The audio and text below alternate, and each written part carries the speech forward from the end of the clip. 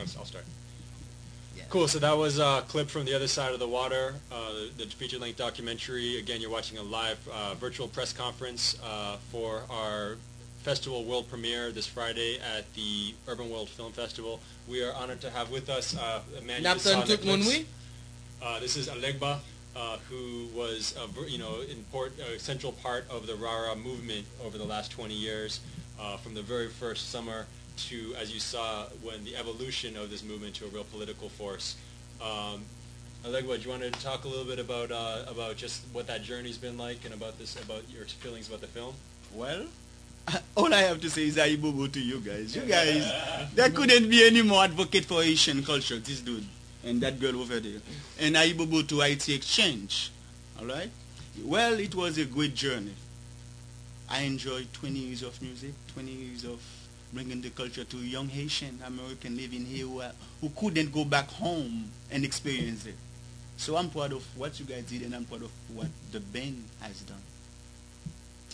And so tell us a little bit more about like your experiences of with the political cultural movement that went on, and like the events of like being in front of the UN and playing and going across the Brooklyn Bridge and all that stuff. Well, it's all about basically what started that was the label of AIDS. That stigma of AIDS they put upon our back. We're the one that bring AIDS to the United States. The 4 H's. The 4 H's. So therefore, it wasn't about oligarchy of Haiti, rich, poor Haitian, light-skinned dogs in Haitian. No, it was Haitian born AIDS. So everybody has to come together at that point and to tell DEA or the American government that enough is enough.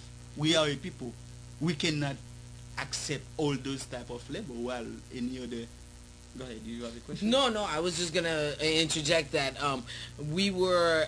That was the first time that the FDA was sued, and it was won. A case was run against them for them to take away the stigma of AIDS. At the same token, also there was a political movement that was happening back home, so we were ready. Hold that. Okay, hang on a second. Hi. We have a caller. We'll see if it's a. Okay, sorry. It says that we have another caller on. Go ahead, please. Well, there was a movement that was taking place back home in Haiti.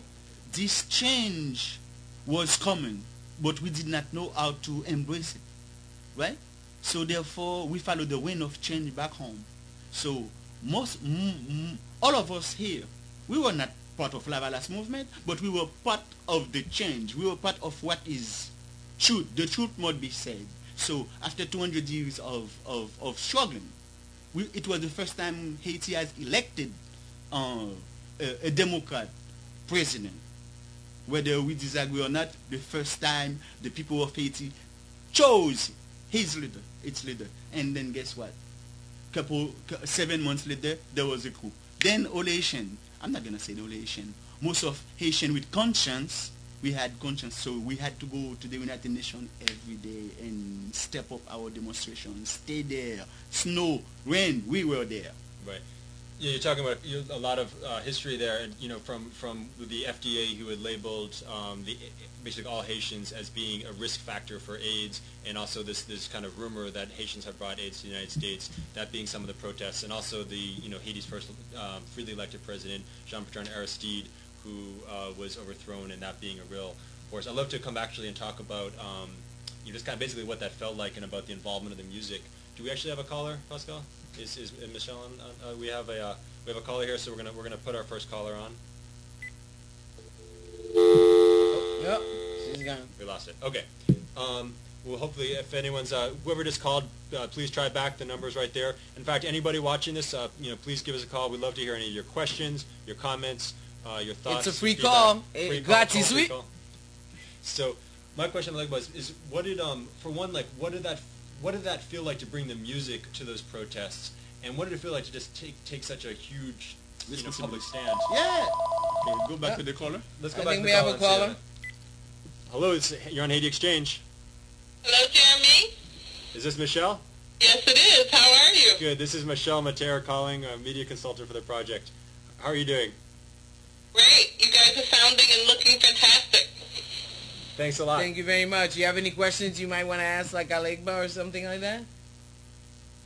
One of my students, Tawana, would like to ask a question. Great. Okay, thanks. great. Hi, Tawana. Hi, how are you? Good, thanks. Yes, I have a question about the community. How has the response been for the film from the community? Overall, we've had like a really positive response from the community. At one of the rough cuts that we did, we had some negative response, but in overall, it's been a positive response. What do you think, Jeremy? Yeah. Actually, I don't know if we've been out in the park. We've been out at the Raras the last couple of weeks, and we're really, really happy. Just so many people came up to us who had seen the film. These are, from either just people who are new to the experience or people who have been out, living that Rara experience for the last, decade or more. So people were really responded really well to it. Just the depth and the complexity of the issues that it got into. One thing people have responded to really a lot was the archival footage we spent, which is great because we spent about a year and a half, researching and looking up archival material, both from the earliest footage of Rara that exists from the 1930s to some of the things you just saw, piecing it together from anything from NBC News to people, this box of tapes people had in their closet of these incredible protest footage of the Raras going across Brooklyn Bridge. So people really responded to that very well, just the fact that we kind of preserved this history. Like, I don't know if you've heard anything or any different reactions you've heard from people. Everybody who went and see the movie, they had a pretty good reaction, positive reaction toward the movie, man. And it's catching on. It's good to hear. Right. Definitely. That's why we're. Thank you very much for your questions. Jevin, thanks so much for calling. Thank you. We want to encourage everybody to, give us a call at 866-557-0305. It's an 800 number. It's free. It's right there on your screen. Really? Well, to go back to the political... Right. What did that feel like? What was that? If you could, because I think people today, they might go out to the Parkway, see everybody, on Labor Day with everybody with their flags, and it's just kind of a second nature, especially for the Guess younger what? generation. We have paved the way for that. We respect that. It's beautiful. There was a time we couldn't. But guess what? At that time, we were proud to go outside and demonstrate in front of the UN and everywhere else in Washington. Right? It wasn't chaotic. We were demanding our right, and we were demanding that democracy be returned back to Haiti. Unfortunately, it wasn't the way that happened. The returning wasn't what we were expected, but it was part of the struggle. There wasn't any other alternative. The alternative should have been the populace voice of Haiti, which every time they took to the street, they've been gone down. Yeah, most definitely. And so I think that we would love for some people to give us a call right now. You can also we would appreciate us, or you can go on.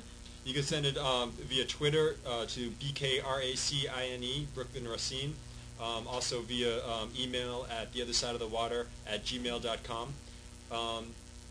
Why don't we're going to roll? We have some some photographs, both of the Rara in the park, and also some shots from our just 2 weeks ago, a little less than 2 weeks ago, our sneak preview at the Brooklyn Academy of Music. So let's take that. Please feel free to call and send in your questions, and we'll be coming back from there.